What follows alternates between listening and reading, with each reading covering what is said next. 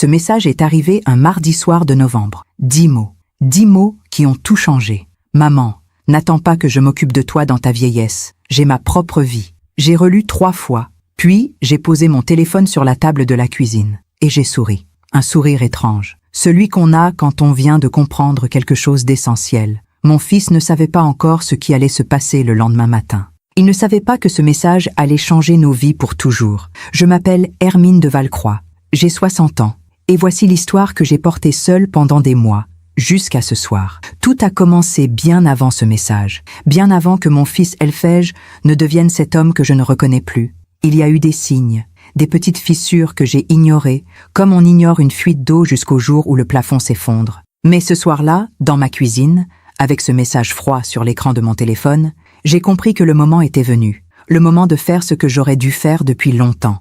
Laissez-moi vous raconter comment j'en suis arrivée là, comment une mère qui a tout donné s'est retrouvée à recevoir 10 mots glacés de son fils unique. Et surtout, comment j'ai décidé de reprendre ma vie en main. Mon appartement se trouve dans le 16e arrondissement de Paris, rue de la Pompe. 3 pièces élégantes avec vue sur les toits. Je l'ai acheté il y a 35 ans, quand mon mari était encore vivant. C'était notre premier grand investissement. Les murs gardent encore la mémoire de nos rires, de nos projets, de nos espoirs. Mon mari, Philippe, est décédé il y a 12 ans. Cancer du pancréas. 4 mois entre le diagnostic et sa mort. Elphège avait 23 ans à l'époque. Il venait de terminer ses études à Sciences Po. Je me souviens de l'enterrement. Mon fils portait le costume anthracite de son père. Il tenait ma main si fort que j'avais mal aux doigts. Ce jour-là, il m'a murmuré « Je serai toujours là pour toi, maman. Toujours. » J'y ai cru. Pendant des années, j'y ai cru. Après la mort de Philippe, je me suis retrouvée seule avec un patrimoine conséquent. Mon mari était architecte. Moi,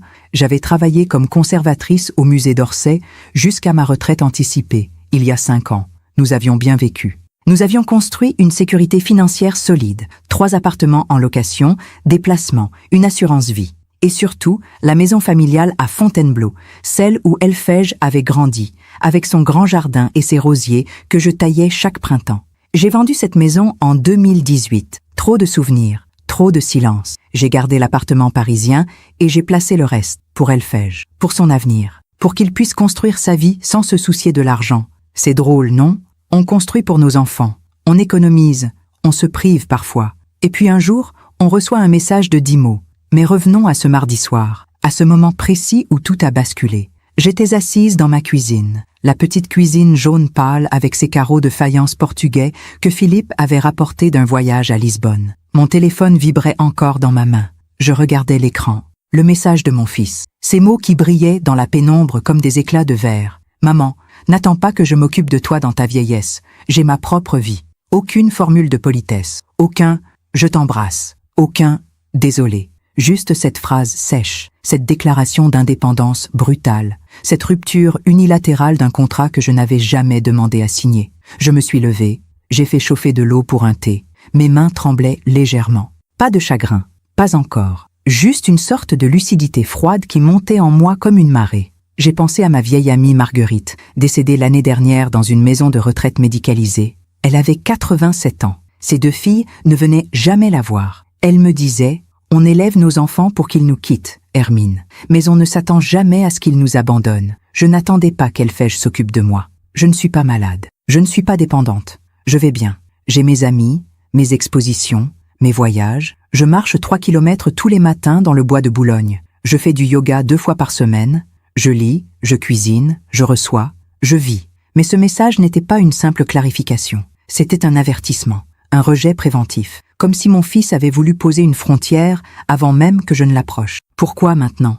Pourquoi cette violence soudaine? La réponse tenait en un prénom, Joannelle. Joannelle, sa nouvelle compagne, celle qu'il avait épousée 6 mois plus tôt, en mai 2024, dans une cérémonie intime à la mairie du 7e arrondissement. J'étais là, j'avais mis ma plus belle robe, j'avais souri sur les photos, j'avais offert un chèque généreux.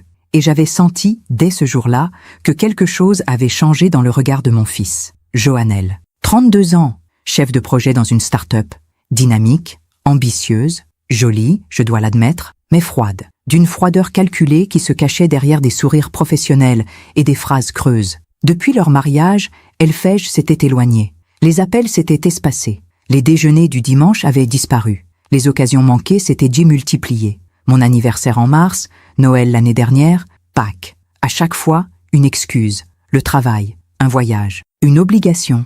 Et puis, il y avait eu cette phrase de Joannelle, prononcée lors d'un dîner 3 mois avant le mariage. Nous étions chez eux, dans leur nouvel appartement du 11e arrondissement. Un 3 pièces lumineux qu'ils venaient d'acheter. Enfin, qu'Elphège venait d'acheter. Avec mon aide, j'avais versé 150 000 € pour l'apport, pour qu'ils puissent démarrer leur vie ensemble dans de bonnes conditions. Ce soir-là, Joannelle avait dit, en servant le dessert, « Vous savez, Hermine, Elphège et moi, on tient à notre indépendance. On ne veut dépendre de personne, et on ne veut pas que les gens dépendent de nous non plus. » Elle avait dit ça avec un sourire qui ne montait pas jusqu'aux yeux.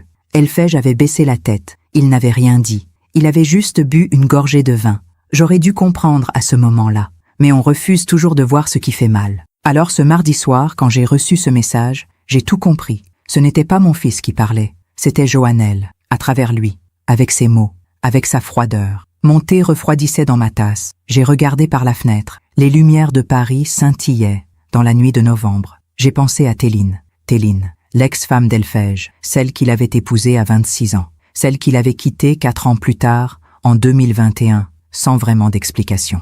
Un divorce à l'amiable, pas d'enfant, une séparation propre, trop propre peut-être, mais Téline était restée, pas dans la vie d'Elphège, dans la mienne. Elle m'appelait toutes les semaines, elle passait prendre le café le samedi matin, elle m'accompagnait chez le médecin quand j'avais un rendez-vous important, elle m'aidait pour les papiers administratifs compliqués. Elle se souvenait de mon anniversaire. Elle m'envoyait des photos de ses voyages avec de petits mots affectueux. Téline était devenue la fille que je n'avais jamais eue, pas par obligation, par affection, par ce lien étrange qui naît parfois entre 2 femmes qui ont aimé le même homme et qui ont compris qu'elles méritaient mieux. J'ai repensé à notre conversation de la semaine précédente. Nous étions dans un café de Montparnasse. Elle m'avait raconté son nouveau projet professionnel. Elle voulait ouvrir une petite librairie spécialisée dans les livres d'art. Son rêve depuis toujours. Mais elle n'avait pas les fonds. Les banques refusèrent de lui prêter. Elle avait 38 ans, pas d'enfants, pas de patrimoine. Juste un rêve et beaucoup de détermination. Ce soir-là, j'ai pris une décision. J'ai ouvert mon ordinateur. J'ai cherché le numéro de Maître Fontaine, mon notaire. J'ai envoyé un email, court, précis. Cher maître, je souhaite modifier mon testament. Pouvons-nous nous voir cette semaine? C'est urgent. Puis j'ai appelé ma banque. Le service client était fermé. J'ai laissé un message sur le répondeur. Bonjour, ici Madame de Valcroix.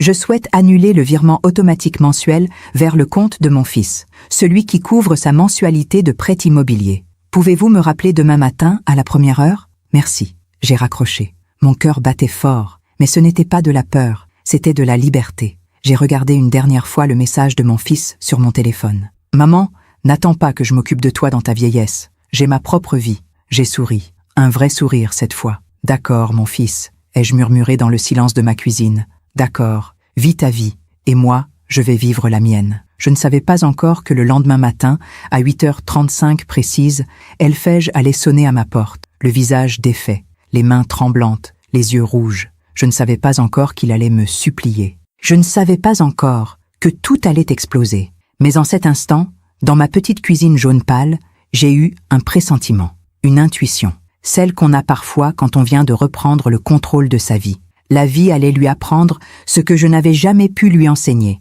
On ne rejette pas ceux qui nous ont tout donné, pas sans conséquence. Parfois, on fait confiance à ceux qui ne la méritent pas. Et vous, avez-vous déjà été déçu par quelqu'un que vous aimiez? Racontez-moi votre histoire dans les commentaires. J'aimerais vous lire. Il y a des souvenirs qui restent intacts, malgré les années. Des images si nettes qu'on pourrait presque les toucher. Ce matin-là, assise dans ma cuisine avec une tasse de café encore fumante, j'ai laissé ma mémoire revenir en arrière, vers les jours où tout était simple, où mon fils me regardait comme si j'étais la personne la plus importante du monde. Elphège est né un matin de mars 1989. Il pleuvait sur Paris. Une pluie fine de printemps qui faisait briller les pavés. Philippe était tellement ému qu'il a failli s'évanouir dans la salle d'accouchement. L'infirmière a dû lui apporter une chaise. Moi, j'ai ri. Même épuisé, même vidé, j'ai ri en voyant cet homme grand et fort devenir tout pâle devant un bébé de 3 kg 200 grammes. Nous l'avons appelé Elphège, un prénom rare. Un prénom qui venait de l'arrière-grand-père de Philippe.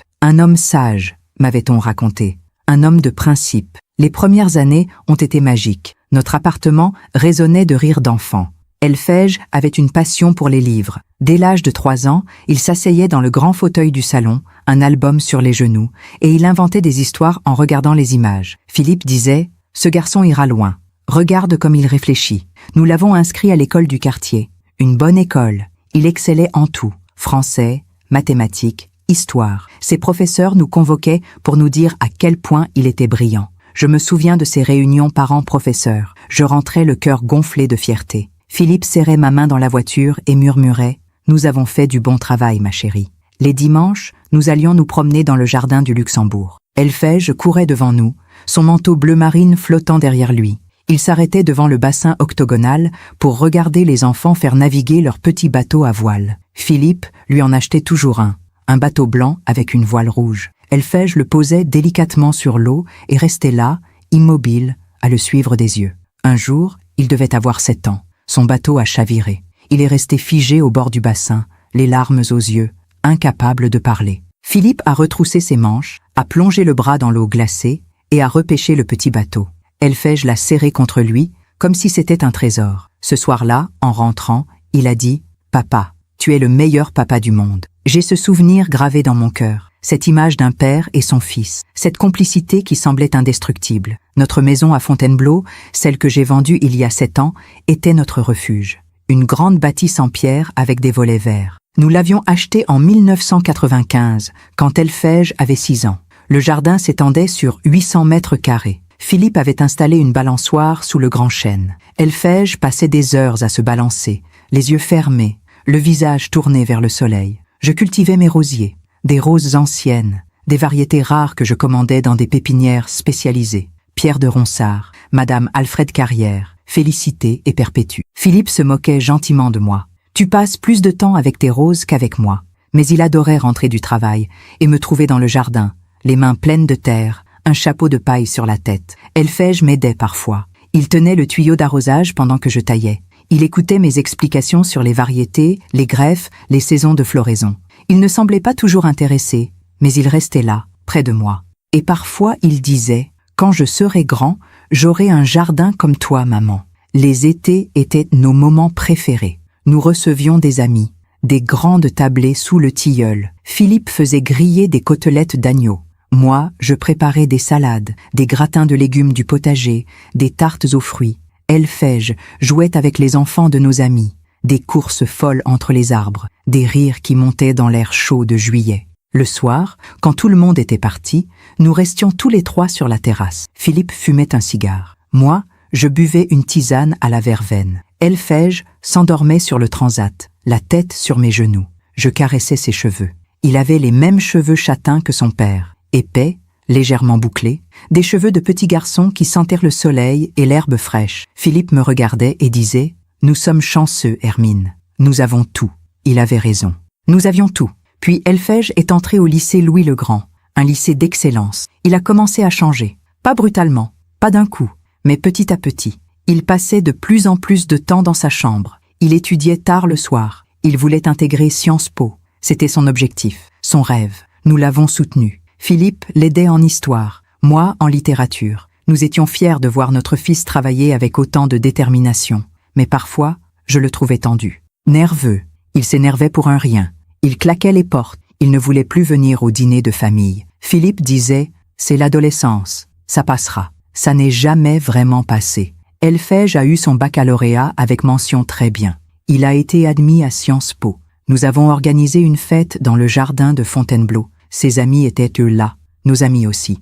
Il y avait de la musique, du champagne, des rires. Elphège portait une chemise blanche. Il était beau. Il ressemblait tellement à son père. Ce soir-là, il m'a pris à part. Nous étions près des rosiers. Il m'a embrassé sur la joue et a murmuré « Merci maman, pour tout ». J'ai eu les larmes aux yeux. J'ai pensé « Il va réussir, il va devenir quelqu'un de bien ». Nous avons fait ce qu'il fallait. Puis sont venues les années d'études. Elphège habitait une chambre de bonne que nous avions achetée pour lui dans le 5e arrondissement. Un petit studio sous les toits. Juste assez grand pour un lit, un bureau et une kitchenette. Il venait déjeuner à la maison tous les dimanches. Il nous racontait ses cours, ses projets, ses ambitions. Il voulait travailler dans la finance internationale, gagner beaucoup d'argent, réussir. Philippe l'écoutait avec attention. Il posait des questions, Il donnait des conseils. Moi, je les regardais tous les deux. Mon mari et mon fils, deux hommes que j'aimais plus que tout au monde. Puis Philippe est tombé malade. C'était en mars 2012. Il est rentré du travail un soir, le visage gris. Il avait mal au ventre depuis plusieurs semaines. Il ne voulait pas consulter. Ce n'est rien, Hermine. Juste un peu de stress. Mais ce soir-là, la douleur était trop forte. Je l'ai conduit aux urgences. Le diagnostic est tombé 3 jours plus tard. Cancer du pancréas, stade avancé, métastases au foie. Le médecin nous a parlé de chimio, de traitement palliatif, d'espérance de vie. 6 mois, peut-être moins. Je me souviens de ce moment. Dans le bureau du médecin, Philippe tenait ma main. Il ne pleurait pas. Il était calme, d'un calme effrayant. Il a demandé « Et mon fils ? Il termine ses études cette année. Je voudrais le voir diplômé. » Le médecin a hoché la tête. « Nous allons faire tout notre possible. » Philippe a tenu jusqu'en juillet, jusqu'à la remise des diplômes. Il était là, dans le grand amphithéâtre de Sciences Po, amaigri, pâle, mais debout. Il a vu Elfège recevoir son diplôme. Il a applaudi. Il avait les larmes aux yeux. Ce soir-là, de retour à la maison, Philippe s'est effondré. Nous l'avons hospitalisé. Il ne voulait plus de traitement. Il voulait juste rentrer, mourir chez lui, dans notre lit, près de moi. Elfège est venu tous les jours pendant ces dernières semaines. Il s'asseyait au chevet de son père. Il parlait. Parfois, Philippe s'endormait au milieu d'une phrase. Elfège restait là, à le regarder respirer. Je leur apportais du thé. Je m'asseyais avec eux.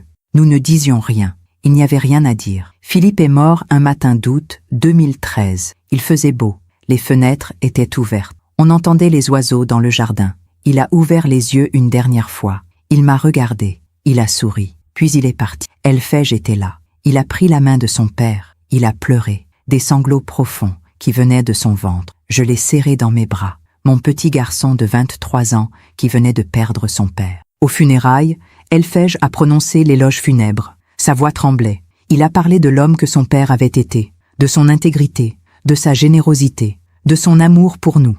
À la fin, il a dit « Papa, tu m'as appris ce qu'est un homme. Je ne te décevrai pas. » J'ai cru à ces mots. Pendant des années, j'y ai cru. Après l'enterrement, Elfège est resté vivre avec moi pendant quelques mois. Il ne voulait pas que je sois seule. Il dormait dans son ancienne chambre. Le matin, nous prenions le petit déjeuner ensemble. Je lui faisais des tartines beurrées avec de la confiture de fraises maison. Comme quand il était petit. Il buvait son café en lisant le journal. Parfois, il levait les yeux et disait « Ça va, maman ?» Je mentais. Je disais « Oui, ça va. » Mais ça n'allait pas. La maison était trop grande, trop vide. Le silence de Philippe était partout. Dans son fauteuil, dans son bureau, dans notre lit. Puis Elfège a trouvé un emploi dans une banque d'affaires. Un bon poste, un bon salaire. Il a repris son studio dans le 5e. Il m'appelait tous les soirs. Il passait le dimanche. Il m'emmenait au restaurant. Il s'inquiétait pour moi. Un jour, il m'a dit « Maman, tu devrais vendre la maison de Fontainebleau. C'est trop lourd pour toi, trop de souvenirs. » Il avait raison. J'ai mis la maison en vente en 2017. Elle s'est vendue rapidement. 480 000 €. J'ai gardé l'appartement parisien et j'ai placé le reste. Pour Elfège, pour son avenir. C'est à cette époque qu'il a rencontré Téline. Elle travaillait dans la même banque que lui. Une jeune femme douce, cultivée. Elle aimait les livres, l'art, les musées. Nous nous sommes vus pour la première fois dans un café près de l'opéra. Elle était timide. Elle rougissait en parlant. Je l'ai trouvée charmante. Elfège était amoureux. Je le voyais dans ses yeux. Dans sa façon de la regarder. Dans sa façon de prononcer son prénom. Ils se sont mariés en juin 2015. Une cérémonie simple à la mairie du 9e arrondissement. Puis un déjeuner dans un restaurant de Montmartre. Une trentaine d'invités. Téline portait une robe blanche, toute simple. Elle était radieuse. Elfège aussi. J'ai dansé avec mon fils ce jour-là. Une valse. Comme à son baptême, quand Philippe l'avait porté dans ses bras et qu'ils avaient tourné ensemble dans le salon. Elfège me tenait fermement. Il me guidait avec assurance. À un moment, il m'a murmuré « Je suis heureux, maman. Vraiment heureux. » J'ai souri. « C'est tout ce que je veux pour toi, mon chéri. » Les premières années de leur mariage ont été belles. Ils habitaient un 2 pièces dans le 11e arrondissement. Un appartement lumineux avec un petit balcon. Téline avait des plantes partout. Des géraniums, des lavandes, des herbes aromatiques. Elle disait « J'ai grandi en Normandie. J'ai besoin de verre autour de moi. » Nous déjeunions ensemble une fois par mois. Téline et moi, sans Elfège. Juste nous deux. Elle me parlait de son travail, de ses lectures, de ses projets. Elle rêvait d'ouvrir une librairie. Une vraie librairie à l'ancienne. Avec des fauteuils pour que les clients puissent lire. Du thé, de la musique douce. Je l'écoutais avec plaisir. Elle me rappelait la jeune femme que j'avais été, pleine de rêves, pleine d'espoir. Puis quelque chose s'est brisé. Je ne sais pas exactement quand, je ne sais pas exactement pourquoi. Mais un jour, Elphège est venu me voir, seul. C'était en janvier 2021. Il était tendu. Il tournait en rond dans mon salon. Il regardait par la fenêtre sans vraiment voir. Finalement, il a dit « Téline et moi, on va divorcer ». Je suis resté sans voix. Pourquoi? Que s'est-il passé? Il a haussé les épaules. On n'est plus sur la même longueur d'onde. On veut des choses différentes. C'est mieux comme ça. Des choses différentes? Lesquelles? Il n'a pas répondu. Il a juste dit « Ne t'inquiète pas, maman. Ça se passe bien. On est d'accord. Pas de dispute. Pas de drame. » Le divorce a été prononcé en juin 2021. 4 ans de mariage. Terminé. J'ai appelé Téline. Elle pleurait au téléphone. Elle ne comprenait pas. Elle disait « Il est parti, Hermine. Il m'a dit qu'il ne m'aimait plus. » Comme ça, sans explication. J'ai continué à la voir. Elphège me l'a reproché. « Pourquoi tu restes en contact avec elle? Ce n'est plus ta belle-fille. » J'ai répondu « Elle est mon amie. » Il n'a rien dit, mais j'ai senti qu'il désapprouvait. Quelques mois plus tard, Elphège m'a annoncé qu'il voyait quelqu'un. Joannelle. Une femme énergique, m'a-t-il dit. Quelqu'un qui le poussait à avancer, qui croyait en lui. Nous nous sommes rencontrés en novembre 2022, dans un restaurant chic du 8e arrondissement. Joannelle est arrivée en retard. Elle portait un tailleur noir, strict. Elle avait les cheveux tirés en chignon. Elle m'a serré la main avec fermeté. « Enchantée, Hermine. Elphège m'a beaucoup parlé de vous. » Tout le dîner, elle a parlé d'elle, de sa carrière, de ses objectifs, de son ambition. Elle voulait devenir directrice dans sa start-up avant 35 ans. Elle voulait acheter un appartement plus grand. Elle voulait voyager. Elle voulait réussir. Elphège la regardait avec admiration, comme s'il avait trouvé quelque chose qui lui manquait depuis toujours. Moi, je souriais, je hochais la tête, mais au fond de moi, j'avais froid. Ils se sont mariés en mai 2024, mairie du 7e arrondissement. Une cérémonie courte, pas de grande fête, juste un cocktail dans un bar branché de Saint-Germain. Une 50aine d'invités, des collègues, des amis, peu de famille. J'ai offert 150 000 € pour l'apport de leur nouvel appartement. Un 3 pièces dans le 11e, 70 mètres carrés. Ils ont signé le prêt en juin. 700 000 € à rembourser sur 25 ans. 3 000 € par mois. Elphège gagnait bien sa vie, mais avec le prêt, c'était juste. Alors j'ai proposé de payer la mensualité. 3 000 € par mois. Virement automatique, pour les aider à démarrer, pour qu'ils puissent profiter de leur vie de jeunes mariés. Joannelle a accepté sans un merci. Elphège a juste dit « C'est gentil, maman. » Gentil. Le mot est resté coincé dans ma gorge pendant des jours. Puis les choses ont changé. Rapidement. Les appels se sont espacés. Les déjeuners ont été annulés. Mon anniversaire en mars 2024 a été oublié. Noël 2023 aussi. Et puis, ce message, ce mardi soir de novembre. « Maman, n'attends pas que je m'occupe de toi dans ta vieillesse. J'ai ma propre vie. » Assise dans ma cuisine ce matin-là, après avoir envoyé mes emails au notaire et à la banque, j'ai compris une chose. Les souvenirs sont comme mes rosiers de Fontainebleau. Ils sont beaux, ils sentent bon. Mais si on ne les taille pas au bon moment, ils deviennent sauvages. Ils envahissent tout. Ils étouffent. Il était temps de tailler. Il était temps de reprendre ma vie. Le mercredi matin, je me suis réveillée avec une clarté d'esprit inhabituelle, comme si ce message de mon fils avait agi comme un électrochoc. J'ai ouvert les yeux à 6 heures. La lumière de novembre filtrait à travers les rideaux de ma chambre. Une lumière grise, douce, qui donnait aux meubles des contours flous. Je suis restée un moment immobile dans mon lit. J'écoutais Paris qui se réveillait, le bruit lointain des voitures sur l'avenue, les pas dans l'escalier, une porte qui claque, la vie qui continue, indifférente à nos petits drames personnels. J'ai repensé à la première fois où j'avais senti que quelque chose n'allait pas, la première fissure, si légère qu'on pouvait presque l'ignorer. Mais les fissures, même minuscules, finissent toujours par s'élargir. C'était il y a 3 ans, en février 2022, un dimanche après-midi. Elphège venait de rencontrer Joannelle. Ils se fréquentaient depuis quelques semaines seulement. Il m'en avait parlé au téléphone avec une excitation dans la voix que je ne lui avais pas entendue depuis longtemps. Elle est différente, maman. Elle sait ce qu'elle veut. Elle me pousse à donner le meilleur de moi-même. Ce dimanche-là, il devait venir déjeuner chez moi, comme il le faisait presque tous les dimanches depuis des années. J'avais préparé un poulet rôti, son plat préféré, avec des pommes de terre fondantes et une salade d'endives aux noix. J'avais acheté une tarte aux pommes chez mon pâtissier, celle qu'il aimait tant. La table était mise. 2 assiettes, 2 verres, une bouteille de Bordeaux que Philippe avait mise en cave 10 ans plus tôt. J'attendais. 13 heures. Pas d'Elphège. 13h30. Toujours personne. Je l'ai appelé. Ça sonnait dans le vide. J'ai laissé un message. Mon chéri, tu arrives bientôt? Le poulet est prêt. Pas de réponse. 14 heures. Le poulet refroidissait dans le four. J'ai éteint. J'ai couvert le plat avec du papier aluminium. J'ai rangé la table. J'ai bu un verre d'eau. J'ai attendu encore. 15 heures. Mon téléphone a vibré. Un message. Désolé maman. Imprévu. Je ne peux pas venir. Bon dimanche. Voilà. 5 mots. Pas d'explication. Pas d'excuse véritable. Juste ces 5 mots secs. J'ai relu le message plusieurs fois. J'essayais de comprendre. Un imprévu? Quel genre d'imprévu? Il allait bien? Il avait eu un problème? J'ai rappelé. Cette fois, il a décroché. Oui maman, tu vas bien? Tu as eu un problème? Non, non, tout va bien. C'est juste que Joannelle avait envie qu'on fasse quelque chose aujourd'hui. On est allé se promener au parc Monceau. Silence. Un long silence pendant lequel j'ai senti quelque chose se briser en moi. Quelque chose de minuscule, presque imperceptible. Tu aurais pu me prévenir plus tôt. J'avais préparé. Je sais, désolé. Ça s'est décidé au dernier moment. Au dernier moment? Oui. Bon maman, je dois y aller. On se rappelle cette semaine. Bisous. Il a raccroché. Je suis restée debout au milieu de mon salon. Le téléphone dans la main, le poulet refroidi dans la cuisine, la table vide devant moi. J'ai pensé, ce n'est rien. Il est amoureux.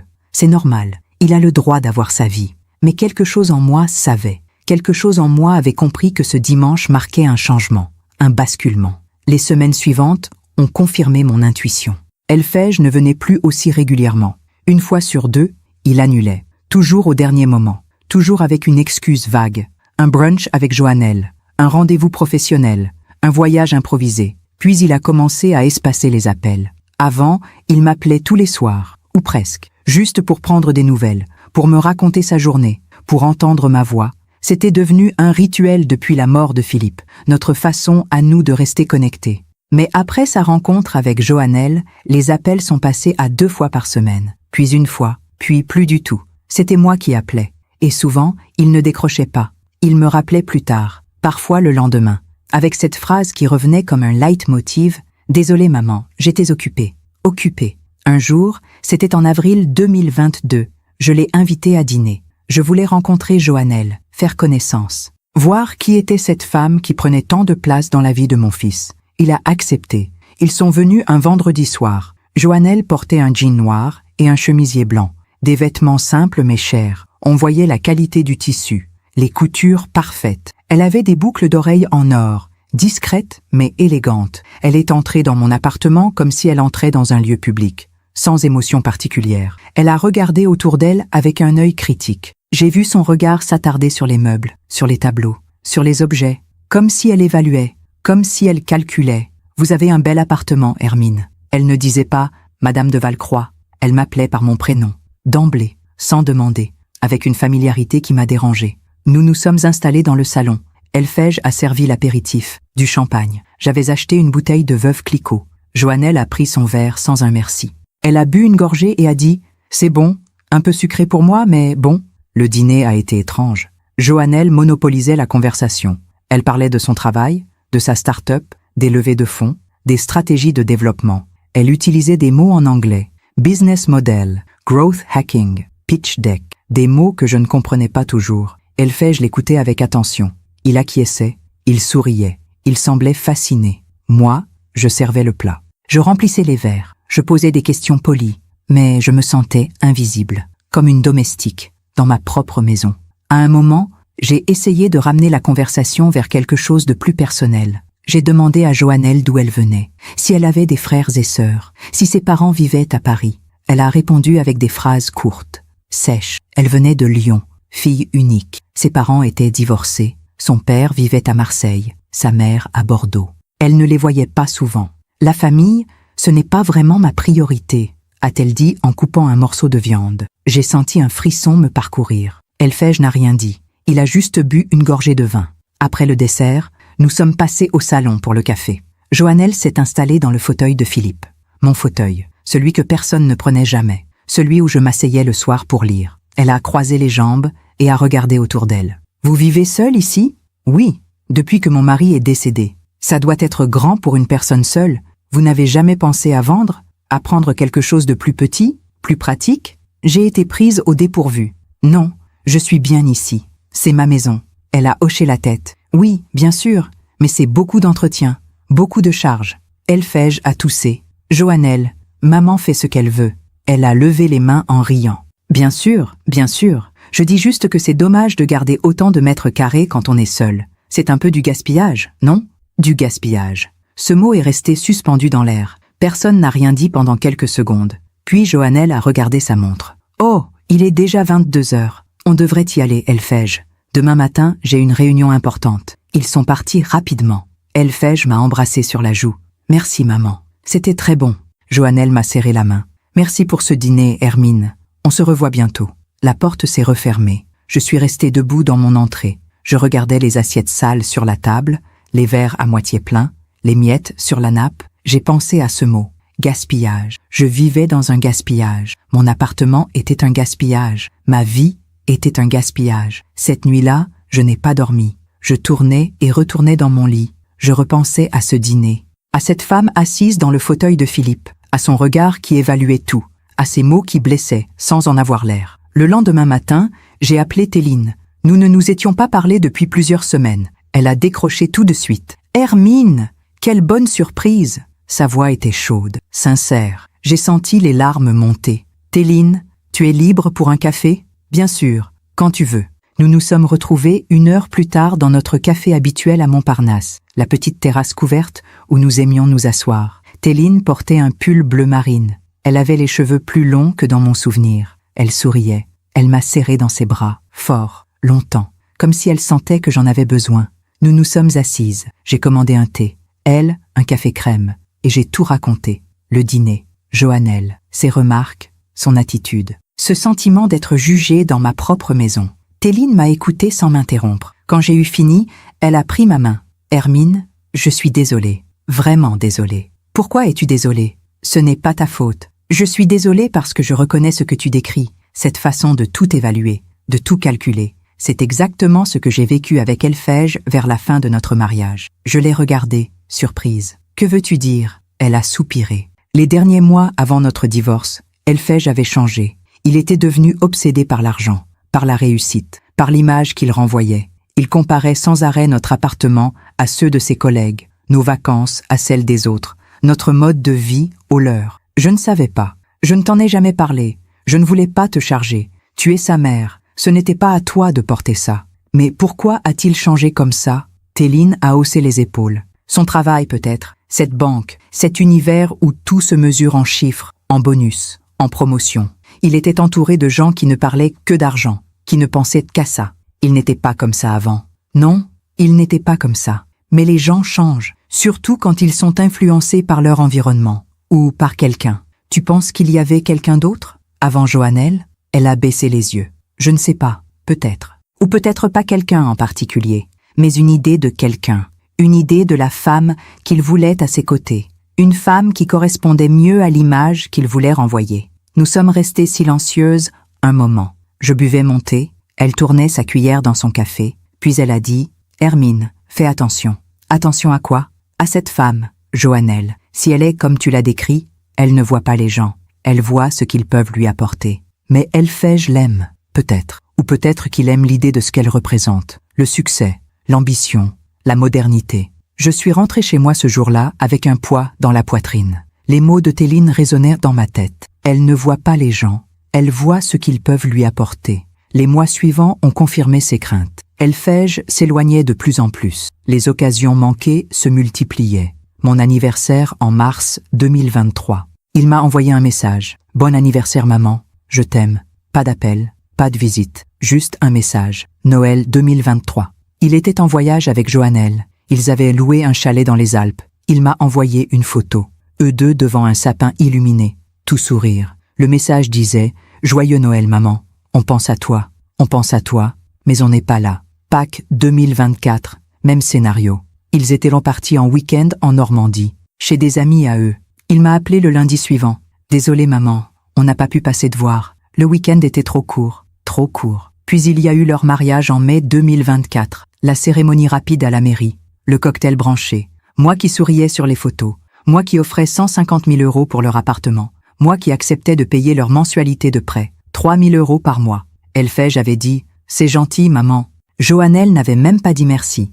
Après leur mariage, j'ai à peine vu mon fils. Une fois en juin. Une fois en juillet, puis plus rien. Août, septembre, octobre. 3 mois sans le voir. Quelques messages, quelques appels rapides. Toujours la même excuse. On est débordé. Le travail, l'appartement, la vie, leur vie, qui n'avait plus de place pour moi. C'était en septembre 2024 que la deuxième fissure est apparue, plus profonde que la première. J'étais tombée dans la rue, bêtement. Un trottoir mal entretenu. Je m'étais tordu la cheville, rien de grave, mais assez douloureux pour que je ne puisse pas marcher pendant quelques jours. J'ai appelé Elfège. Mon chéri, j'ai eu un petit accident. Je me suis tordu la cheville. Tu pourrais passer me voir, m'apporter quelques courses? Oh non, ça va? Tu as mal? Un peu, mais ça va aller. J'aurais juste besoin d'aide pour quelques jours. Silence. Puis, écoute maman, cette semaine est vraiment compliquée. Joannelle a une présentation importante, et moi, j'ai un dossier urgent à boucler. Je ne vais pas pouvoir me libérer. Même 1 heure, juste pour passer, je vais essayer, je te promets. Il n'est pas venu, ni ce jour-là, ni le lendemain, ni le surlendemain. C'est Éline qui est venue. Elle avait appris mon accident par une amie commune. Elle a sonné à ma porte le soir même, les bras chargés de courses. « Hermine, pourquoi tu ne m'as pas appelée tout de suite? Elle est restée avec moi pendant 3 jours. Elle faisait les courses, elle préparait les repas, elle m'accompagnait chez le médecin, elle changeait mes bandages. Elle restait le soir jusqu'à ce que je m'endorme. Le 3e jour, Elfège a envoyé un message. « Désolée maman, j'ai été complètement submergée. Comment va ta cheville ?»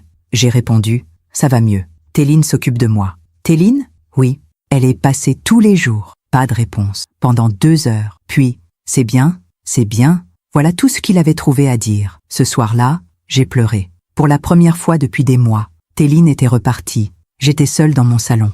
Ma cheville me faisait mal, mais ce n'était rien comparé à la douleur que je ressentais dans ma poitrine. Mon fils ne venait plus, mon fils ne m'appelait plus, mon fils n'était plus là. Et c'est une femme qui n'était plus sa femme qui prenait soin de moi. Cette nuit-là, j'ai compris quelque chose. Les fissures ne se referment pas toutes seules. Elles s'élargissent, lentement, inexorablement, jusqu'au jour où tout s'effondre. Pendant que je raconte tout cela, je me demande d'où vous m'écoutez.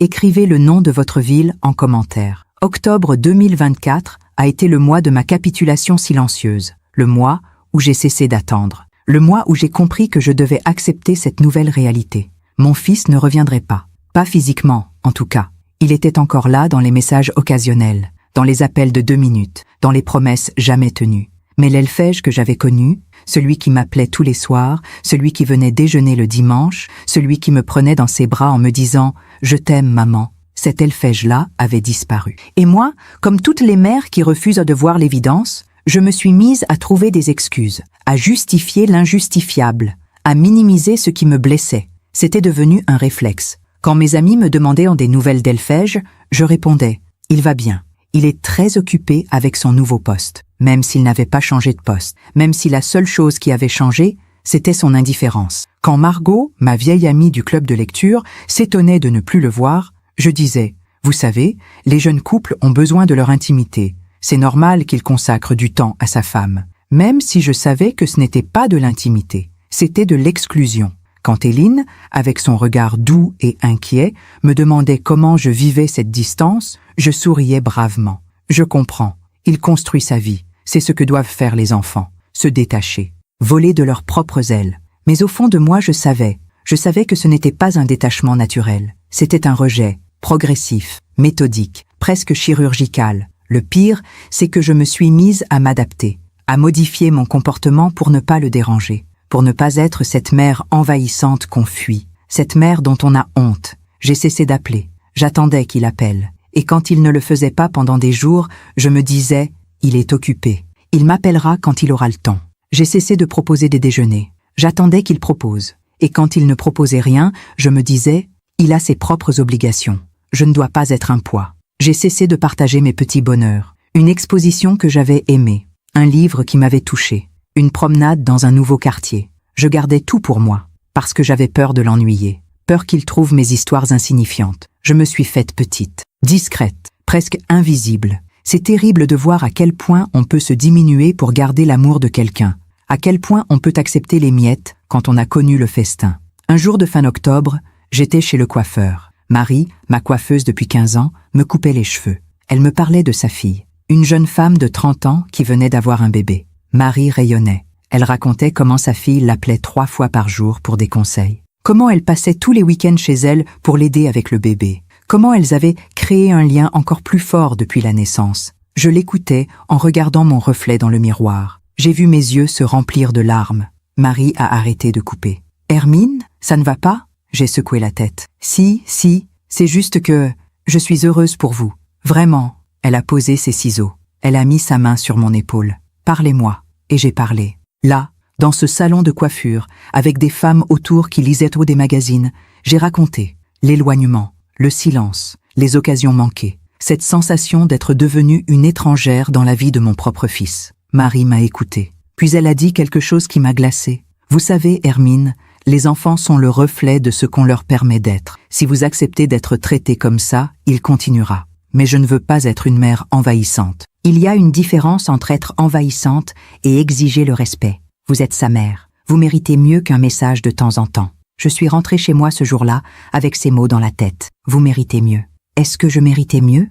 Ou est-ce que j'exigeais trop?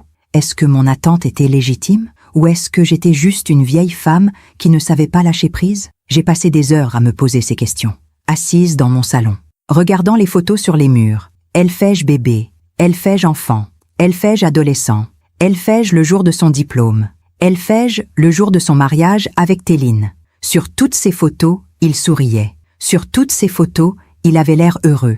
Sur toutes ces photos, j'étais à ses côtés. Quand est-ce que ça avait changé? À quel moment précis avais-je cessé d'être importante dans sa vie? J'ai repensé à cette phrase de Joannelle lors de notre premier dîner. La famille, ce n'est pas vraiment ma priorité. Et si c'était elle? Et si c'était elle qui avait planté cette graine dans l'esprit de mon fils, cette idée que la famille était un poids, une contrainte, quelque chose dont il fallait se libérer pour réussir? Mais non, je ne pouvais pas tout mettre sur le dos de Joannelle. Elfais-je était un adulte, un homme de 35 ans. Il prenait ses propres décisions, il choisissait ses priorités, et visiblement, je n'en faisais plus partie. Le 1er novembre, jour de la Toussaint, j'ai décidé d'aller au cimetière, voir Philippe, lui parler. Comme je le faisais chaque année à cette date, j'ai pris le métro jusqu'au cimetière du Père-Lachaise. Il faisait froid. Un vent glacial qui arrachait les dernières feuilles des arbres. J'ai marché entre les tombes. J'ai trouvé celle de Philippe. Une pierre sobre en granit gris. Son nom, ses dates. Philippe de Valcroix, 1965-2013. J'ai posé des chrysanthèmes blancs, les fleurs traditionnelles de la Toussaint. Je me suis assise sur le petit banc en face de la tombe. Et j'ai parlé. « Philippe, je ne sais plus quoi faire. Notre fils s'éloigne. Je ne le reconnais plus. Tu te souviens comme il était proche de nous? Comme il tenait à nous? Où est parti ce garçon? » Le vent soufflait. Les feuilles mortes tourbillonnaient autour de moi. Parfois, je me dis que c'est ma faute, que je l'ai trop protégé, trop aimé, que je l'ai rendu incapable de voir au-delà de ses propres besoins. Une larme a coulé sur ma joue. Je l'ai essuyée rapidement. Ou peut-être que c'est moi qui attends trop. Peut-être que je devrais accepter qu'il ait sa vie, qu'il ne me doive rien. J'ai regardé le nom de Philippe gravé dans la pierre. Mais toi, tu m'appelais tous les jours quand tu voyageais pour le travail. Tu passais voir ta mère tous les dimanches jusqu'à sa mort. Tu ne l'as jamais laissée seule. Jamais. Le silence du cimetière était absolu. Juste le bruit du vent dans les branches. J'aurais aimé que tu sois là, pour lui parler, pour lui rappeler qui il est, qui il était. Je suis restée là pendant 1 heure, assise dans le froid, parlant à un mort, cherchant des réponses qui ne venaient pas. En rentrant chez moi, j'ai trouvé un message d'Elfais-je sur mon téléphone. « Bonne Toussaint, maman. Tu vas bien ?» Un message, pas un appel, pas une visite, un message. J'ai répondu « Oui, je suis allée voir ton père. Tu aurais dû venir. » Il a répondu 2 heures plus tard. « Je sais. Désolé. On avait prévu un truc avec Joannelle. Un truc était plus important que le souvenir de son père. Cette nuit-là, j'ai décidé d'arrêter. Arrêter d'attendre, arrêter d'espérer. Arrêter de mendier l'attention de mon fils. Je me suis dit, tu veux ta vie? Prends-la, vis-la, sans moi. Mais je n'ai pas eu le courage d'aller jusqu'au bout de cette pensée. Pas encore, parce qu'au fond, j'espérais toujours. J'espérais un miracle, un réveil, un retour. Les semaines suivantes ont été étranges. J'ai continué ma vie. Mes promenades matinales, mes cours de yoga, mes déjeuners avec mes amis, mais j'avais l'impression de jouer un rôle. D'être une actrice dans ma propre existence. Téline passait me voir régulièrement. Elle arrivait avec des croissants le samedi matin. Nous prenions le petit déjeuner ensemble sur ma petite table de cuisine. Elle me racontait ses projets, son rêve de librairie, ses recherches de local, ses difficultés à trouver des financements. Les banques ne veulent pas me prêter. Elles disent que c'est trop risqué, qu'une librairie indépendante n'est pas rentable. Et tu as besoin de combien? Environ 150 000 €. Pour le local, les travaux, le stock de livres, les 6 premiers mois de charge. J'ai hoché la tête. Le même montant que j'avais donné à Elfège pour son appartement. Tu trouveras, j'en suis sûre. Elle a souri. Un sourire triste. J'espère. Mais je commence à perdre espoir. J'ai 38 ans. Je n'ai pas de patrimoine. Pas de garantie à offrir. Les banques veulent des certitudes. Et moi, je n'ai que des rêves. Nous sommes restées silencieuses un moment. Puis elle a pris ma main. Hermine, je voulais te dire, tu es importante pour moi. Tu sais ça? Toi aussi, tu es importante pour moi. Non, je veux dire vraiment importante. Plus importante que tu ne le penses. Tu es la seule famille que j'ai vraiment eue. Ma mère et moi, on ne se parle plus depuis des années. Mon père est remarié, il a d'autres enfants. Je suis seule. Enfin, j'étais seule, jusqu'à ce que je te rencontre. J'ai senti ma gorge se serrer. Téline, je sais que je ne suis plus avec Elfège. Je sais que techniquement, je ne suis plus ta belle-fille. Mais pour moi, tu es plus qu'une belle-mère. Tu es comme la mère que j'aurais aimé avoir. Les larmes sont venues. D'un coup, sans prévenir, je pleurais. Elle pleurait. Nous nous sommes serrés l'une contre l'autre dans ma petite cuisine. Cette femme qui n'était plus rien pour mon fils était devenue tout pour moi. Le 15 novembre, j'ai fait quelque chose que je n'avais pas fait depuis des mois. J'ai appelé Elfège, pas pour prendre de ses nouvelles, pas pour lui proposer quelque chose, juste pour lui dire que je l'aimais. Il a décroché. « Oui, maman? Bonjour, mon chéri. Je ne te dérange pas? »« Non, c'est bon. Qu'est-ce qu'il y a? »« Rien. Je voulais juste entendre ta voix, te dire que je t'aime. » Silence. Un long silence. Puis, « Moi aussi je t'aime, maman. Mais là, je suis en réunion. »« Je peux te rappeler? » ?»« Oui, bien sûr. » Il n'a jamais rappelé. Ce soir-là, je me suis regardée dans le miroir de ma salle de bain. J'ai vu une femme de 60 ans, des rides autour des yeux, des cheveux gris que Marie colorait en châtain clair, un visage fatigué, mais pas vieux, pas encore. Je me suis dit, tu as encore des années devant toi, peut-être 20 ans, peut-être 30. Tu vas passer ces années à attendre qu'il t'appelle, à espérer qu'il vienne, à accepter les miettes? La réponse était là, dans ce miroir, dans mes yeux fatigués, dans mon sourire qui ne montait plus jusqu'aux yeux.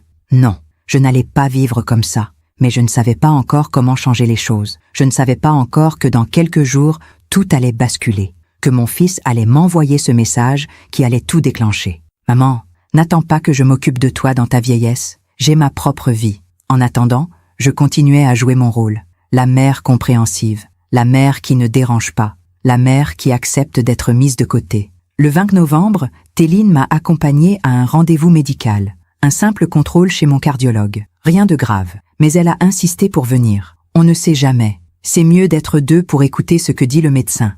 Nous avons pris le métro ensemble jusqu'à l'hôpital Necker. Dans la salle d'attente, elle tenait ma main. Elle me parlait pour me distraire. Elle me racontait qu'elle avait trouvé un local potentiel pour sa librairie. Rue Mouffetard, un petit espace de 50 mètres carrés. Parfait. Mais le propriétaire veut 6 mois de caution. 9 000 €, plus le premier loyer, 3 000 €. Je n'ai pas cette somme. Le médecin m'a appelé. Téline est entrée avec moi. Le cardiologue a fait son examen. Tout allait bien. Tension normale, cœur en bonne forme, aucun problème. En sortant, Téline a dit « Tu vois, tu es solide, tu vas me survivre. » J'ai ri. J'espère bien. Nous avons déjeuné dans un petit restaurant près de l'hôpital. Téline a commandé une quiche lorraine. Moi, une salade composée. Nous avons parlé de tout et de rien.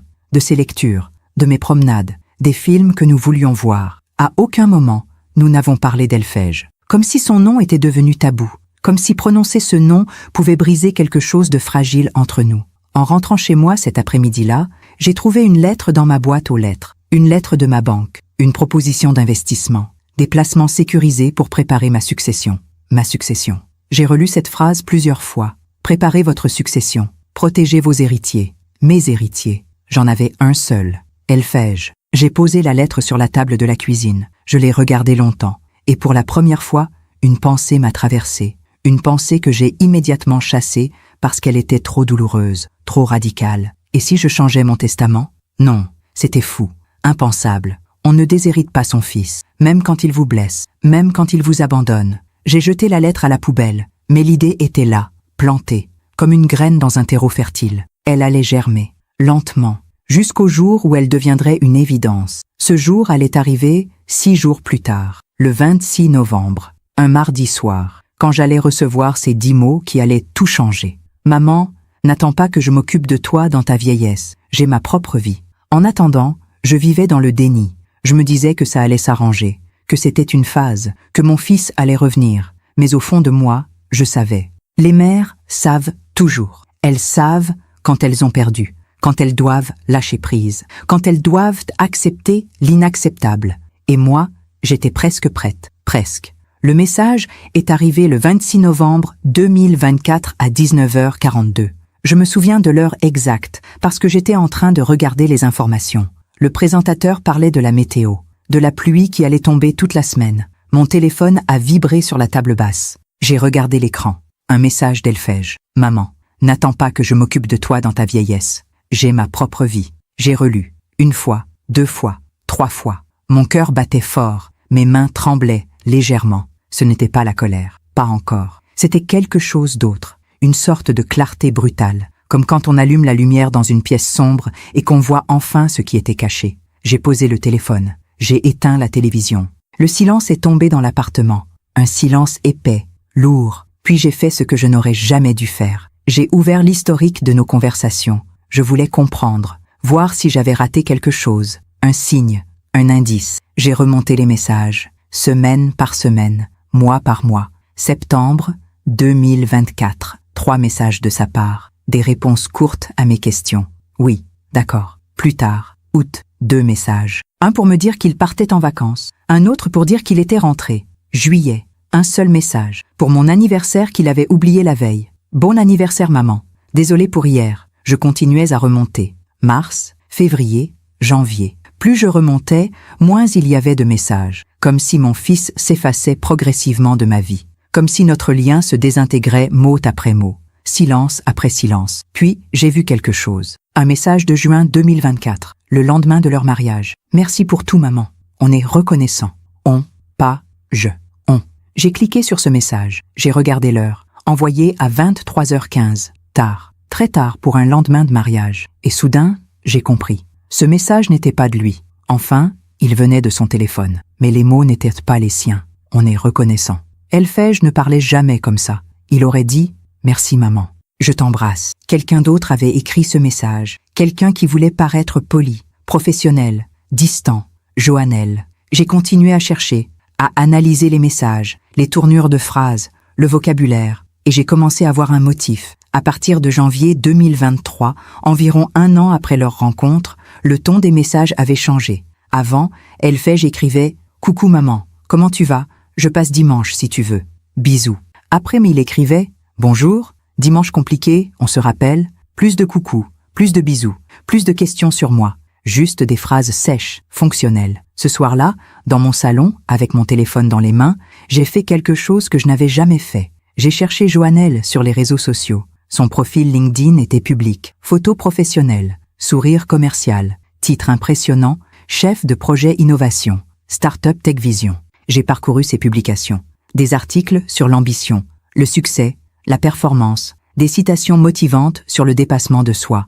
Une en particulier m'a glacé. Pour réussir, il faut savoir couper les liens qui nous retiennent. Couper les liens qui nous retiennent. J'ai fermé l'application. Mon cœur battait trop vite. J'avais mal à la tête. Le lendemain matin, j'ai appelé Téline, sans réfléchir. J'avais besoin de parler, de comprendre. « Hermine, tout va bien ? Téline, je peux venir te voir ? Bien sûr, maintenant ? Oui, s'il te plaît. » Nous nous sommes retrouvés dans son petit appartement du 14e arrondissement. Un 2 pièces modeste mais chaleureux.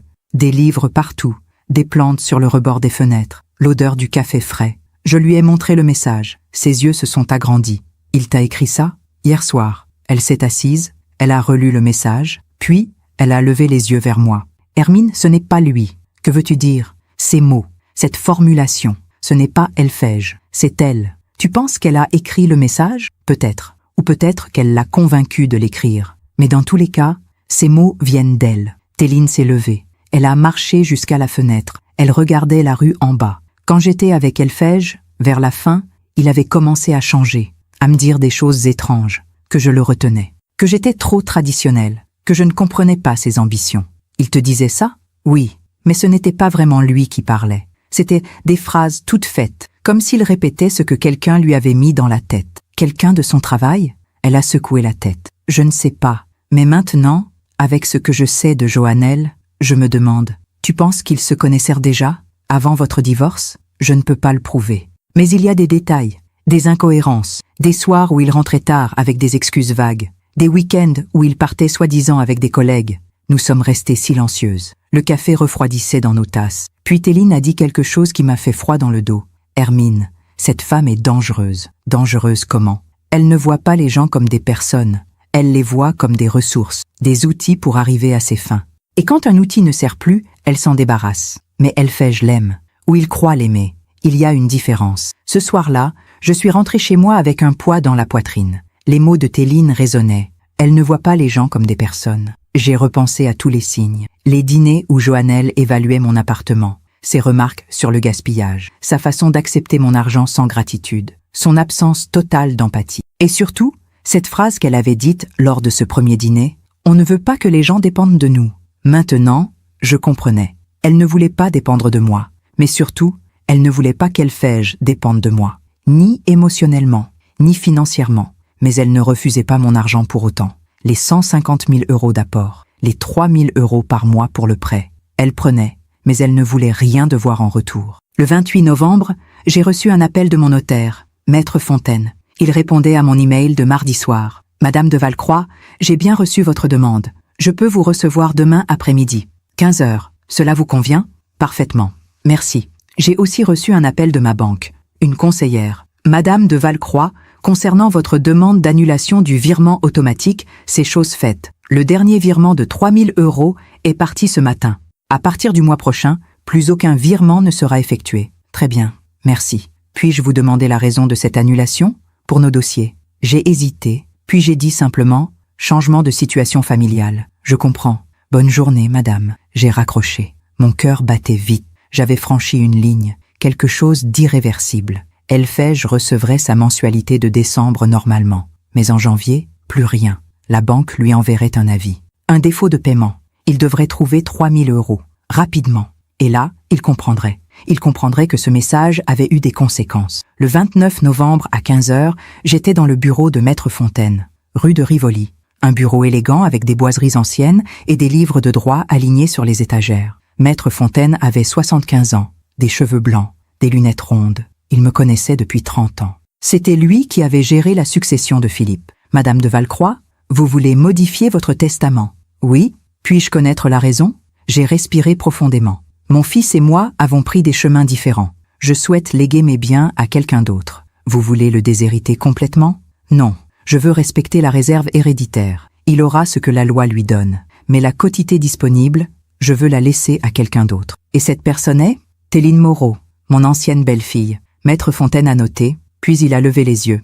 Vous êtes certaine? Absolument. Vous savez que cela risque de créer des conflits, des contestations. Je sais, mais c'est mon choix. Il a hoché la tête. Très bien. Je vais préparer le Nouveau Testament. Vous pourrez le signer la semaine prochaine. En sortant de son bureau, j'ai eu un vertige. J'avais fait quelque chose d'énorme. Quelque chose que je ne pourrais plus défaire facilement. Mais pour la première fois depuis des mois, je me sentais libre. Le 5 décembre 2024, j'ai signé mon Nouveau Testament dans le bureau de Maître Fontaine. Ma main tremblait légèrement en posant ma signature au bas du document. Mais c'était fait. 50% de mon patrimoine irait à Elphège, la réserve héréditaire, ce que la loi française lui garantissait en tant qu'enfant unique. Environ 400 000 €.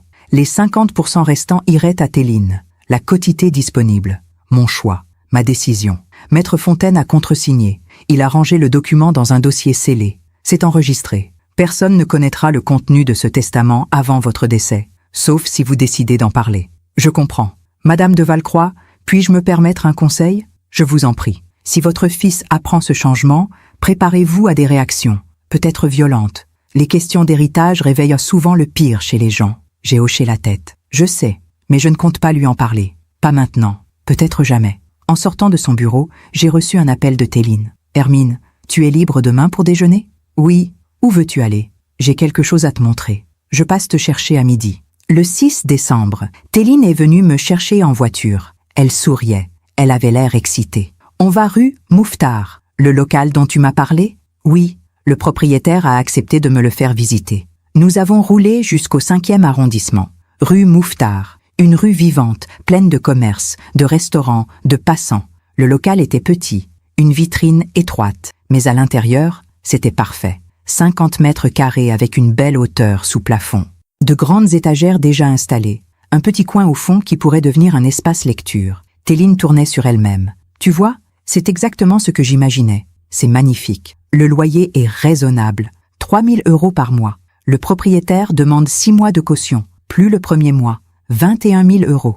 Elle s'est assise sur le rebord de la fenêtre. Son sourire s'est effacé. Mais je ne les ai pas. J'ai économisé 15 000 €. Mais il m'en manque 6 000.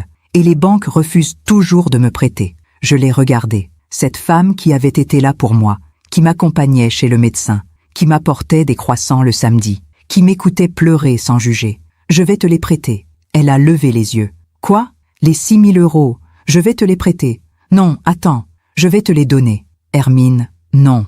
Je ne peux pas accepter. Pourquoi? Parce que c'est trop. Téline, j'ai donné 150 000 € à mon fils pour un appartement qu'il partage avec une femme qui me méprise. Je peux bien te donner 6 000 € pour un rêve qui te tient à cœur. Ses yeux se sont remplis de larmes. Tu es sûre? Certaine. Elle s'est levée. Elle m'a serré dans ses bras, fort, longtemps. Elle pleurait contre mon épaule. Merci, merci. Je ne sais pas comment te remercier. Tu me remercies en réalisant ce rêve, en créant cette librairie, en étant heureuse. Ce soir-là, j'ai fait un virement de 6 000 € sur le compte de Téline. Puis j'ai rangé mon téléphone. Et j'ai attendu. Le 9 décembre, Elfège m'a appelé. Première fois depuis le message du 26 novembre. 13 jours de silence. Maman. Sa voix était tendue. Je l'ai entendue tout de suite. Oui, mon chéri. J'ai eu un appel de la banque. Ils disent que tu as annulé le virement pour le prêt. C'est vrai? Oui. Silence. Un long silence. Pourquoi? Parce que tu as ta propre vie. Tu me l'as écrit toi-même. Maman, attends. Ce n'était pas quoi? Ce n'était pas ce que tu voulais dire? Ou ce n'était pas toi qui l'as écrit? Nouveau silence. Plus long. Plus lourd. Écoute, on peut en parler. Je peux passer te voir. Non. Non?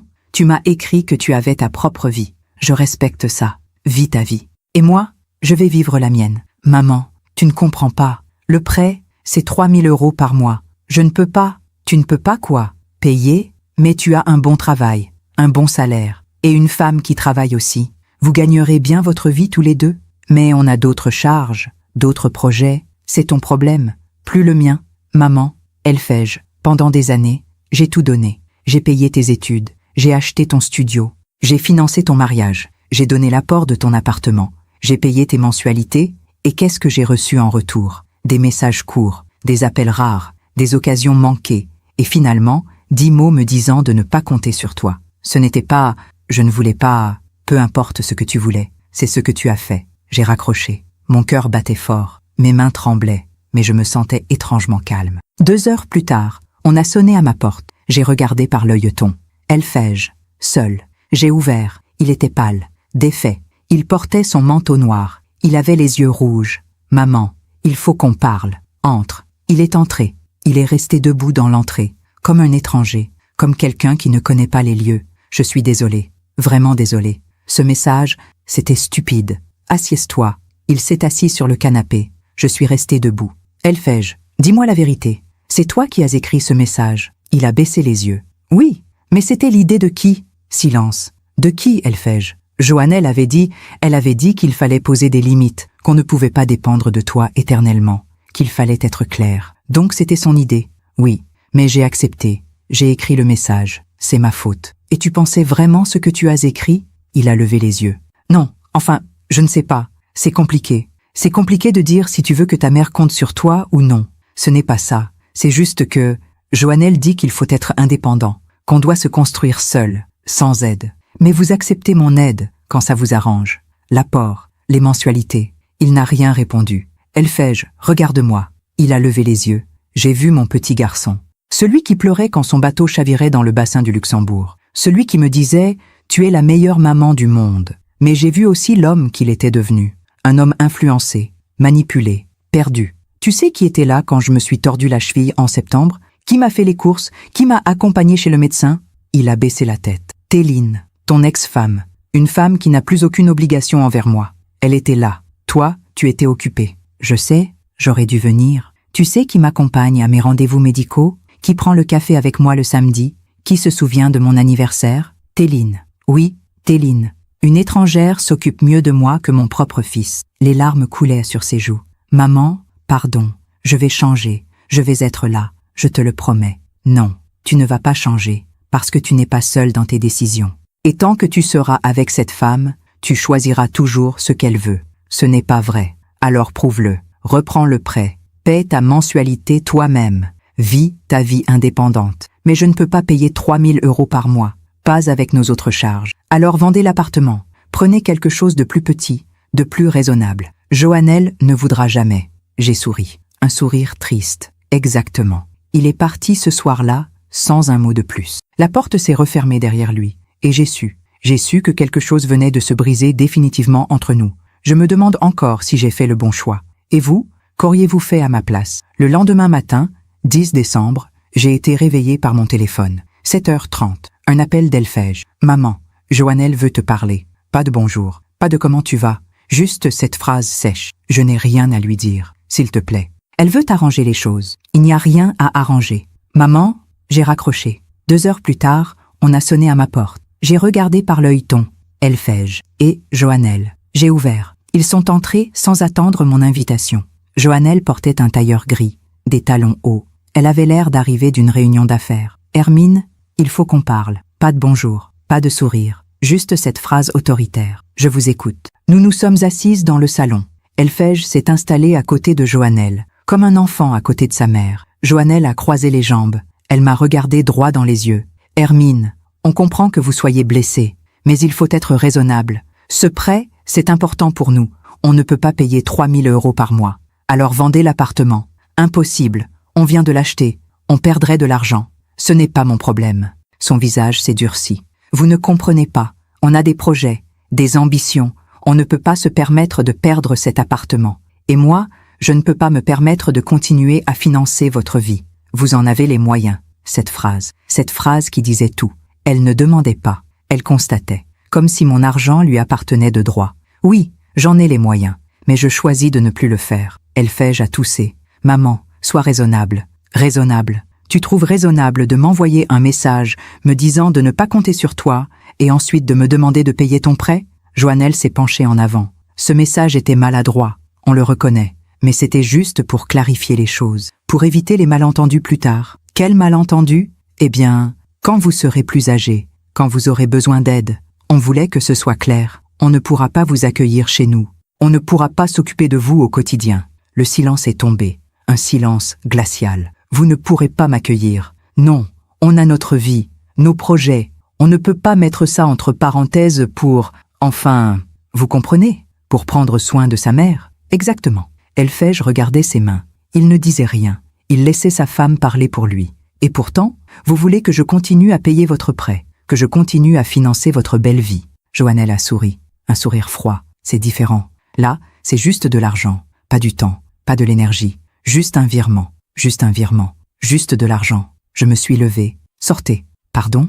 Sortez de chez moi. Maintenant. Joannelle s'est levée aussi. Elle avait l'air surprise, presque choquée. Hermine, on essaie d'avoir une conversation adulte. Une conversation adulte? Vous venez chez moi pour me dire que je ne peux pas compter sur mon fils quand je serai vieille, mais que vous voulez quand même mon argent. Vous appelez ça adulte? On ne dit pas que vous ne pouvez pas compter sur nous.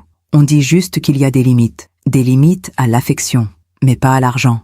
Exactement. Elle l'avait dit. Elle l'avait vraiment dit. Sans honte, sans gêne. Sortez, tout de suite. Elfège s'est levée. Maman, toi aussi. Maman, je t'en prie. Tu as fait ton choix. Tu l'as fait en épousant cette femme. Tu l'as fait en m'envoyant ce message. Tu l'as fait en la laissant parler à ta place. Maintenant, pars. Tu ne peux pas me rejeter comme ça. Je ne te rejette pas. Je respecte ton choix. Tu as ta vie. Tu as dit que tu ne t'occuperais pas de moi. Très bien. Mais je ne paierai plus pour ta vie. Joannelle s'est dirigée vers la porte. Vous le regretterez. Non, je ne crois pas. Elle est sortie. Elfège est resté un moment sur le seuil. Il me regardait, les larmes aux yeux. Maman, je t'aime. Moi aussi je t'aime. C'est pour ça que je te laisse partir. Pour que tu apprennes. Apprendre quoi? Que l'argent ne remplace pas l'affection. Que les choix ont des conséquences. Que ta mère ne sera pas toujours là pour rattraper tes erreurs. Il est parti sans un mot de plus. La porte s'est refermée. Je me suis assise sur mon canapé et j'ai pleuré. Pour la première fois depuis des semaines. Des sanglots profonds, douloureux, libérateurs. J'avais perdu mon fils, pas à la mort, à la vie, à ses choix, à cette femme qui l'avait transformée en quelqu'un que je ne reconnaissais plus. Mais j'avais gagné quelque chose aussi, ma dignité, mon respect de moi-même, ma liberté. Le 15 décembre, Téline a signé le bail de sa librairie. Elle m'a appelé en pleurant de joie. « Hermine, c'est fait. J'ai les clés. Je commence les travaux la semaine prochaine. Je suis si heureuse pour toi. C'est grâce à toi. Sans toi, rien de tout ça ne serait possible. C'est grâce à ton courage, à ta détermination. » Le 20 décembre, j'ai reçu un message d'Elfège. « Maman, nous avons trouvé une solution pour le prêt. Tu n'as plus à t'inquiéter. Pas de merci, pas de regret. Juste cette phrase. » J'ai répondu « Très bien. » C'était tout. Notre relation réduite à 2 mots. Très bien. Le 24 décembre, Téline m'a invité à réveillonner chez elle. Un petit dîner, juste nous deux. Du saumon fumé, une dinde farcie, une bûche pâtissière. Nous avons bu du champagne, nous avons ri, nous avons parlé de ses projets pour la librairie, des auteurs qu'elle voulait inviter, des soirées lecture qu'elle voulait organiser. À minuit, elle a levé son verre. « À toi, Hermine, à la femme la plus forte que je connaisse. À toi, Téline, à la fille que j'aurais aimé avoir. » Nous avons trinqué, et j'ai réalisé quelque chose. J'avais perdu un fils, mais j'avais gagné une fille. Janvier 2025 est arrivé avec une clarté nouvelle, comme si l'année précédente avait été un long tunnel et que j'en sortais enfin. Le 3 janvier, j'ai pris une décision. J'ai appelé une agence de voyage. Je voudrais partir, quelque part de beau, de calme. Quelle destination vous intéresserait, madame? L'Italie, la Toscane. 15 jours plus tard, j'étais à Florence, un petit hôtel près du Ponte Vecchio, une chambre avec vue sur l'Arno. Je me promenais dans les rues, je visitais les musées, je mangeais seul dans des trattorias, je lisais sur des bancs publics. Pour la première fois depuis des années, j'étais seul, vraiment seul, et j'étais bien. Téline m'envoyait des photos de la librairie en travaux, les murs repeints en blanc cassé, les étagères restaurées. Le coin lecture avec 2 fauteuils en velours vert. Tu me manques, Hermine. Mais profite, tu le mérites. Un soir, assise à la terrasse d'un café sur la Piazza della Signoria, j'ai reçu un appel d'un numéro inconnu. Madame de Valcroix? Oui. Ici Maître Blanchard. Je suis l'avocat de Madame Joannelle Mercier. Mon cœur s'est arrêté. Je vous écoute. Ma cliente souhaite porter à votre connaissance qu'elle envisage des poursuites pour rupture abusive d'engagement financier. Pardon? Le virement mensuel que vous effectuiez, son arrêt brutal a causé des préjudices financiers à mon client et à votre fils. J'ai failli rire. Maître, il n'y avait aucun engagement. C'était un don volontaire que j'ai choisi d'arrêter. Ma cliente affirme qu'il y avait un accord oral. Un accord oral n'engage personne dans ce cas, et votre cliente ferait mieux de s'inquiéter de ses propres affaires. Madame de Valcroix, j'ai 60 ans, j'ai un notaire excellent, et je ne me laisserai pas intimider. Bonne soirée, maître. J'ai raccroché, mes mains tremblaient, mais je souriais. Ils essayaient de me faire peur, de me forcer à reprendre les versements. Mais ils ne savaient pas à qui ils avaient affaire. Le lendemain, j'ai appelé Maître Fontaine. Je lui ai tout raconté. Il a éclaté de rire. Cette femme est folle. Elle n'a aucun recours légal. Aucun. Vous pouvez dormir tranquille. Et si elle persiste, laissez-moi gérer. Je vais envoyer un courrier à son avocat. Ça devrait suffire. Le 10 février, je suis rentrée à Paris. Bronzée, reposée, transformée. Téline m'attendait à l'aéroport. Elle m'a serrée dans ses bras. Tu es magnifique. Je me sens bien. La librairie ouvre dans 3 jours. Tu viendras? Évidemment. Le 13 février, l'inauguration a eu lieu. Une petite cérémonie, une trentaine de personnes, des amis, des voisins, la presse locale. Téline avait appelé sa librairie « Les mots retrouvés », un nom parfait. Elle a fait un discours, court, ému. Cette librairie existe grâce à une femme exceptionnelle, une femme qui croit aux rêves, qui croit en moi. Merci, Hermine. Les gens ont applaudi. J'ai senti les larmes monter, des larmes de joie cette fois. Ce soir-là, en rentrant chez moi, j'ai trouvé une lettre dans ma boîte, une enveloppe blanche, l'écriture d'Elfège. J'ai hésité, puis je l'ai ouverte. Maman, je ne sais pas comment commencer cette lettre. Je ne sais même pas si tu vas la lire. Joannelle et moi, on a des problèmes d'argent, des problèmes de couple. Tout s'effondre. J'ai compris trop tard. Tu avais raison. Sur elle, surtout. Mais je ne peux pas revenir en arrière. J'ai fait mes choix. Je voulais juste te dire que je suis désolée. Vraiment désolée. Elfège, j'ai replié la lettre. Je l'ai rangée dans un tiroir. Je n'ai pas répondu. Pas encore. Il fallait qu'il apprenne, qu'il comprenne, que le temps fasse son œuvre. La justice ne vient pas de la vengeance. Elle vient de la patience, de la dignité, du temps qui révèle la vérité. Mars 2025. Le printemps revenait sur Paris. Les marronniers bourgeonnaient. L'air sentait la pluie fraîche et les premières fleurs. J'étais chez moi, en train de lire, quand Téline m'a appelé. Sa voix était étrange. « Hermine, il faut que je te raconte quelque chose. »« Quoi donc ?» J'ai croisé Joannelle ce matin, rue de Rennes. Mon cœur s'est serré. Et elle avait l'air défaite, les cheveux mal coiffés, pas de maquillage. Elle marchait vite, la tête baissée. « Tu lui as parlé ?»« Non, mais j'ai eu la curiosité. J'ai cherché sur LinkedIn. Son profil a changé. Elle ne travaille plus chez Tech Vision. Depuis quand ? Depuis janvier. 3 jours plus tard, j'ai reçu un appel de Margot, mon amie du club de lecture. « Hermine, j'ai entendu quelque chose. Sur ton fils. »« Quoi ? Apparemment, il a des difficultés. L'appartement est en vente. » J'ai raccroché. J'ai ouvert le site d'annonces immobilières. J'ai cherché. Et j'ai trouvé. Leur appartement. Mis en vente le 15 mars. Prix demandé, 690 000 €. 10 000 de moins que le prix d'achat. Une vente en urgence. Le 20 mars, j'ai reçu une autre lettre d'Elfège. Maman, Joannelle est partie. Elle a quitté l'appartement il y a 2 semaines. Elle a rencontré quelqu'un d'autre, un entrepreneur, quelqu'un avec plus d'argent, plus de perspectives. Elle m'a dit que j'étais un poids, que je l'empêchais d'avancer, que j'aurais dû écouter ma mère et ne pas couper les ponts avec toi. C'est drôle, non ? Elle qui m'avait poussé à t'envoyer ce message, elle qui trouvait que tu prenais trop de place. Maintenant, elle me reproche de t'avoir écouté. Je vends l'appartement.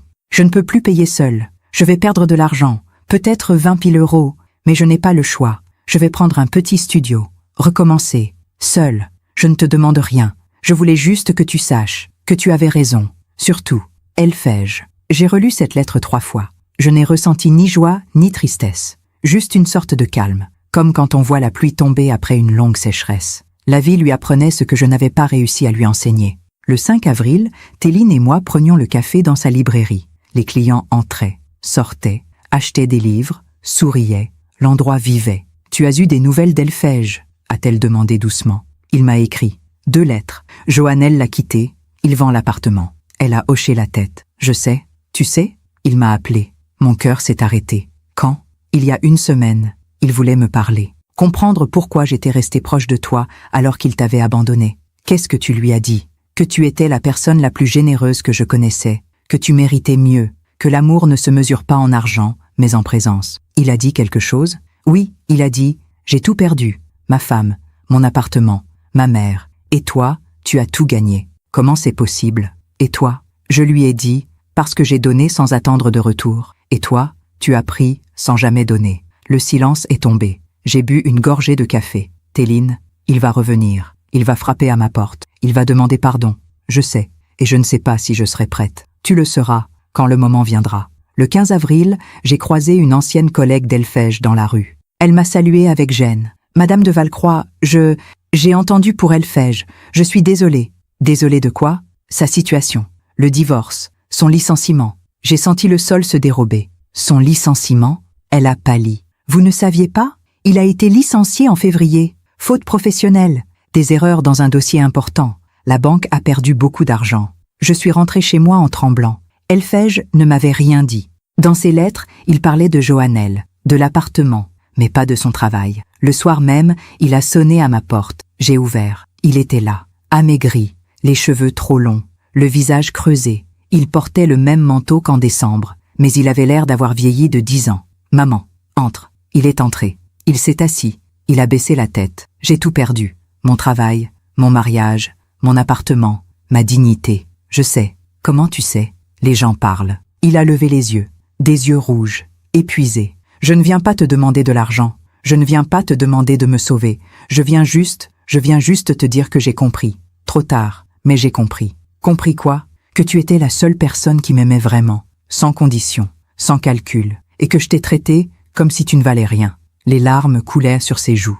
Il ne cherchait pas à les cacher. Joannelle m'a quitté dès qu'elle a vu que je perdais mon travail, dès qu'elle a compris qu'il n'y aurait plus d'argent. Elle n'a même pas attendu 1 semaine. Et maintenant, je vis dans un studio de 20 mètres carrés. Je cherche du travail. Personne ne veut m'embaucher. Ma réputation est ruinée. Il sanglotait. Des sanglots d'enfant. Comme quand il avait perdu son bateau dans le bassin du Luxembourg. Je me suis assise à côté de lui. J'ai posé ma main sur la sienne. Elfège, écoute-moi.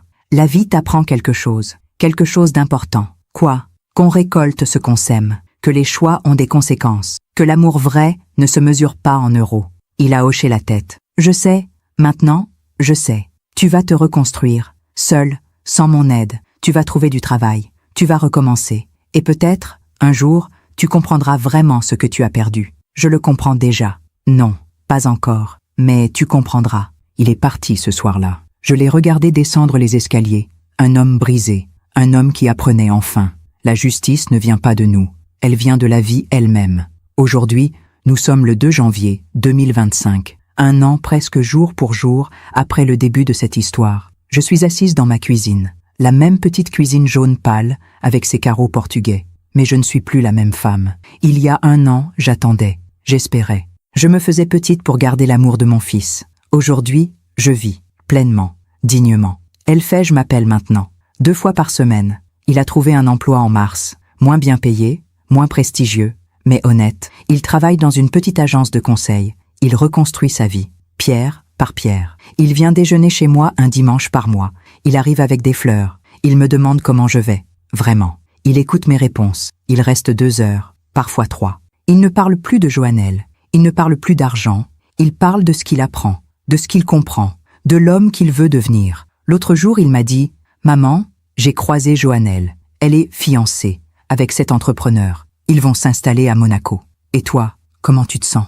Il a souri. Un sourire triste mais vrai, soulagé. Je vois maintenant qui elle était vraiment, ce que j'étais en train de devenir avec elle. Et qui tu étais ? Quelqu'un que papa n'aurait pas reconnu, quelqu'un que je ne reconnais pas moi-même. Nous avons bu notre café en silence. Un silence apaisé, pas encore un pardon complet, mais un début. Téline passe tous les samedis. Sa librairie marche bien. Elle organise des rencontres d'auteurs, des lectures pour enfants, des clubs de lecture pour seniors. L'endroit est devenu un lieu de vie, un lieu d'échange. Elle a rencontré quelqu'un, un professeur de littérature. Un homme doux qui aime les livres autant qu'elle. Elle rayonne. « Tu es heureuse ?»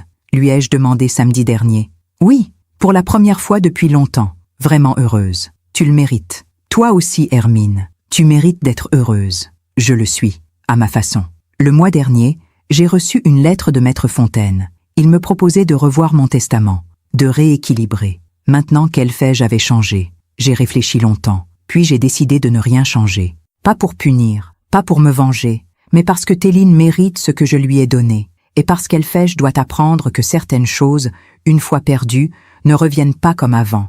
L'héritage n'est pas seulement une question d'argent, c'est une question de valeur, de choix, de conséquences. Hier soir, je regardais les photos dans mon salon, toutes ces images d'une vie. Philippe souriant, Elfège enfant, notre maison de Fontainebleau avec ses rosiers. J'ai compris quelque chose. Les rosiers, il faut les tailler, couper les branches mortes, les tiges malades, même quand ça fait mal, parce que c'est comme ça qu'ils refleurissent. J'ai taillé, j'ai coupé, j'ai perdu, mais je refleuris. Ma vie n'est plus une attente, c'est un choix. Chaque jour, je choisis la dignité, la liberté, l'amour vrai. Si mon histoire vous a touché, je veux vous dire une chose. Vous n'êtes pas obligé d'accepter l'inacceptable. Vous n'êtes pas obligé de vous faire petite pour garder l'amour de quelqu'un. L'amour vrai ne demande pas ça. Les gens qui vous aiment vraiment sont ceux qui restent, même quand vous n'avez plus rien à donner, même quand vous posez des limites, même quand vous dites non. Elfège apprend encore. Il a un long chemin devant lui. Peut-être qu'un jour, il comprendra vraiment. Peut-être qu'un jour, il deviendra l'homme que son père aurait été fier de connaître. Mais ce jour-là ne dépend pas de moi. Il dépend de lui. Moi, j'ai fait mon chemin. J'ai appris à m'aimer, à me respecter, à vivre pour moi. Pas en égoïste, mais en femme libre. J'ai 60 ans. J'ai peut-être 20 ans devant moi. Peut-être 30. Je ne sais pas. Mais ces années-là, je les vivrai pleinement. Avec ceux qui m'aiment vraiment. Avec Téline. Avec mes amis. Avec Elfège, s'il continue sur ce chemin. Et avec moi-même. Enfin, la vie finit toujours par rendre ce qu'on lui donne. Joannelle l'apprendra peut-être un jour. Quand son nouvel homme se lassera, quand elle se retrouvera seule, quand elle comprendra qu'on ne construit rien de solide sur le calcul et l'égoïsme. Mais ce n'est plus mon histoire, c'est la sienne. Moi, j'ai écrit la mienne. Une histoire de douleur transformée en sagesse, de trahison transformée en liberté, de perte transformée en renaissance. Et si cette histoire aide ne serait-ce qu'une femme à ouvrir les yeux, à poser ses limites, à choisir sa dignité, alors tout cela aura eu un sens. Merci de m'avoir écouté jusqu'au bout. Si cette histoire a touché votre cœur, abonnez-vous et activez la cloche pour entendre d'autres femmes qui ont transformé la douleur en sagesse. Chaque jour, une femme, une leçon de vie. Partagez cette histoire avec quelqu'un que vous aimez. Parfois, une histoire change toute une journée. Que Dieu vous bénisse et à très bientôt.